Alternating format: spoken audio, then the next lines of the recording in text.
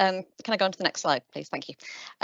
So I should start by saying that where we've put dates on these slides, they're a mixture of statutory deadlines which aren't expected to change and our expected delivery dates for bits of digital functionality which represent our current plans, but they're of course indicative and could still be subject to change.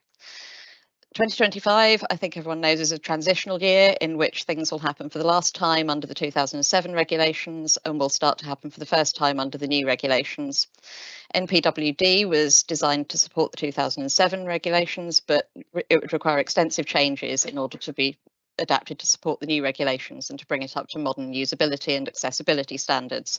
And those changes just aren't realistic to make to that system. So in conjunction with the coming into force of the new regulations, we'll also be transitioning users away from NPWD and into PEPR Digital. So as I've shown on the slide, producers and schemes are the first user groups to be affected from January 2025. And in fact, many will already have been using PEPR Digital to comply with obligations under the data reporting SI for 23 and 2024.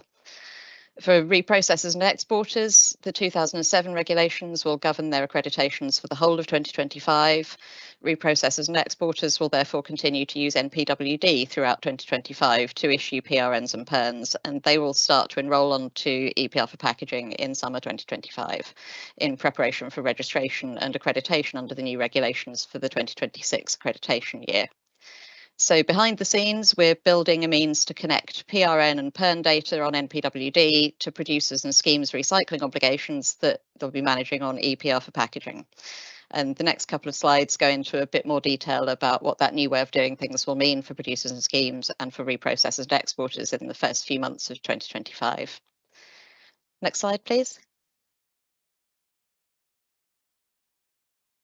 So the new regulations, as I said, are expected to come into force in January, which is, of course, around the same time as producers and compliance schemes are sorting out the end of the 2024 compliance year.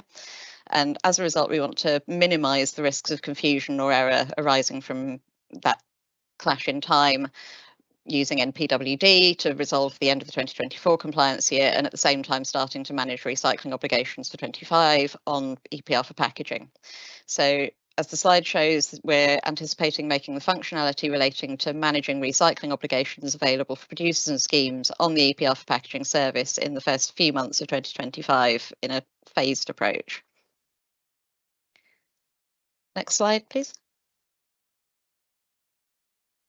So from the start of January 2025, reprocessors and exporters that are using NPWD will be able to issue PRNs and PERNs to the producers and schemes that are on EPR for packaging that we anticipate will have recycling obligations for 2025. And we're identifying those organisations based on the data that they've already been reporting into RPD. The first import of PRN and PERN data from NPWD to EPR for packaging will take place in February 2025, so after the closure of the 2024 compliance year, and that will bring over any remaining 2024 December waste PRNs and PERNs that haven't been accepted towards 2024 recycling obligations on NPWD, as well as PRNs and PERNs issued during January under 2025 accreditations. And at that point, when we bring that first import of data over, from that point onwards, producers and schemes will become able to accept or reject PRNs and PERNs on EPR for packaging, and we'll pass that data behind the scenes back to NPWD to notify the reprocessors and exporters. Following registration for 2025 during spring, we'll then be able to calculate 2025 recycling obligations and display producers and schemes progress in terms of tonnages of PRNs and PERNs acquired by material towards meeting those obligations. We can't display calculated obligations before registration since organisations may choose to register differently to what we anticipate based on their RPD data. For example, could choose to register via a compliance scheme rather than directly, or register via a different compliance scheme to the one that we anticipate. Next slide, please. Sorry, can I have the next slide, please? There we go, sorry. No, sorry, previous one. It took a moment to update.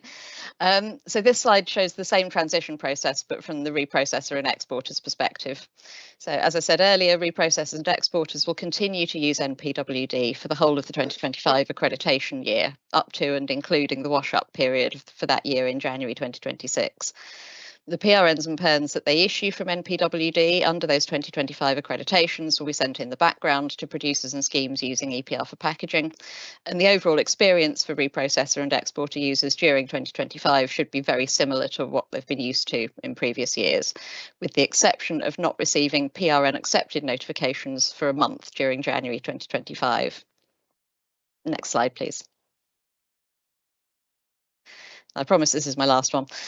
This slide again just provides a slightly different view of who will be doing what on each system, focusing on the first couple of months of next year. Some things to highlight. As I mentioned, there'll be that period during January 2025 when producers and schemes using EPR for packaging can't formally accept PRNs towards their 2025 recycling obligations, although the PRNs and PERNs will still be able to be issued to them by reprocessors and exporters during that time. But to be very clear, 2024 recycling obligations won't be affected. They'll be able to be fully managed on NPWD as normal, right up to the closure of the 2024 compliance year on 31st of January 25. And for any PRNs and PERNs issued during January under the 2025 accreditations, the issuer, reprocessor or exporter will still be able to generate the PDF of the PRN or PERN awaiting acceptance as they can now. The other thing to just highlight there is that no producers or schemes will be able to formally accept PRNs or PERNs towards their 2025 recycling obligations before February.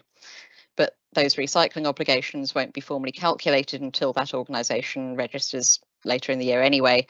And to reiterate, there's nothing to stop PRNs or PERNs from being issued to or acquired by those producers and schemes. It's just the formal acceptance on the digital service towards a particular recycling obligation. I forgot my final slide. There is one more which just highlights the types and communications and channels that we'll be using and guidance that we're intending to put out to support users with that transition from between the services so that everyone knows where to look for help and guidance.